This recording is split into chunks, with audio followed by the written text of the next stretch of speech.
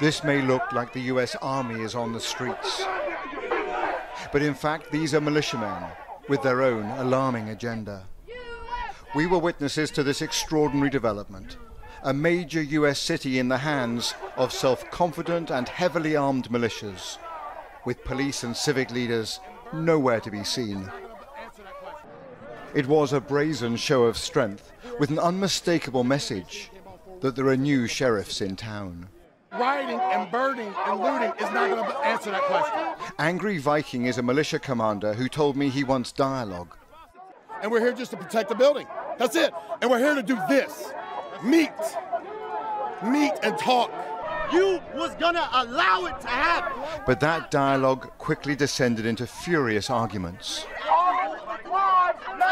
Black Lives Matter activists, who have held a vigil here for 100 days, say the militias are a pure provocation. Tired, exhausted, worn out. What else do you want me to say? Do you think it'll end up as a fight? Yes, yes. People are going to die, bro. People are going to die. I don't know who's going to be. Which militia are you from? Many of these disparate groups Which militia are you from? had no interest in identifying Excuse me, themselves. sir. Which militia are you from?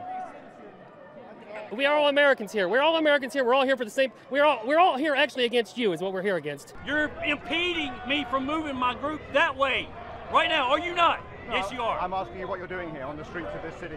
Well, first off, you're not American. One of the most bizarre features here is this mosaic of different groups. We've got protesters, counter-protesters, we've got militias, we've got other armed groups who refuse to identify themselves. All of it is a recipe for confusion on the streets of Louisville and potentially for chaos. I'm not going to bring a knife to a gunfight, sir. And here's the danger. Americans are arming up. Nadia Ford, a grandmother, arrived here with multiple weapons to confront the white militia. We've tried peaceful for years upon years, and it has gotten us nowhere. They murder us for being peaceful. So only when we stand up do they maybe take us seriously. And that's what we're going to do. We're going to stand up against this hate in America.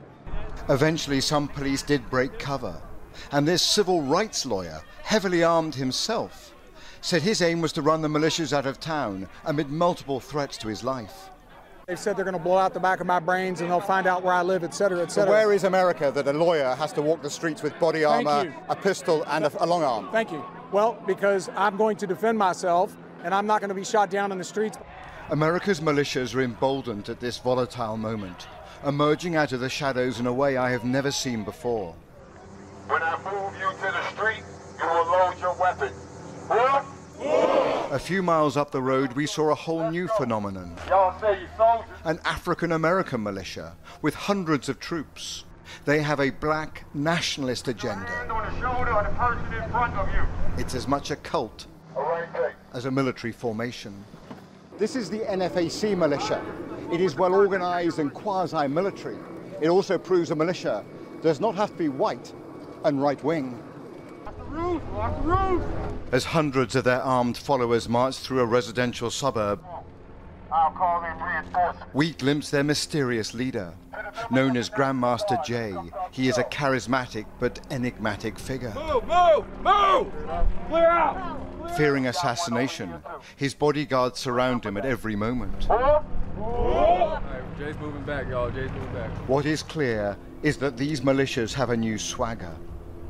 While the election campaign gathers pace, other forces are showing they will fill the security void after this long summer of protests and violence. Robert Moore, News at 10, in Louisville, Kentucky.